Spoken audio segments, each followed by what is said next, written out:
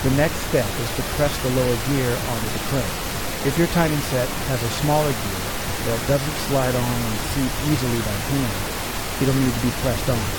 We'll use a brass wrench so we won't scar the face of the gear. Alternate left and right with your hit until you hear a sharp difference in the sound of the hit. That will mean the gear is in all the way. Since the block is upside down, we're going to install our timing set upside down as well. It'll be much easier this way for almost any type of engine. Point the timing mark on the smaller gear straight down. And now you can install the larger upper gear with a bolt to keep the gear from falling off.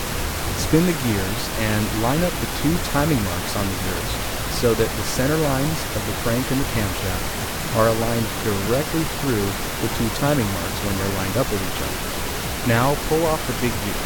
You'll want to slip the big gear into its chain and hang the chain right back up on the small gear so that all the marks are lining up again. For slip-on style timing sets, all three pieces will slide on together at once while the timing marks are all lined up.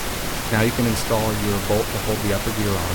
If your timing set has multiple bolts there, you just need one. Double check the timing marks just to be sure. Paint them if they're hard to see, and then tighten the bolt in the gear. Your timing set is now correctly installed. Now it's time for the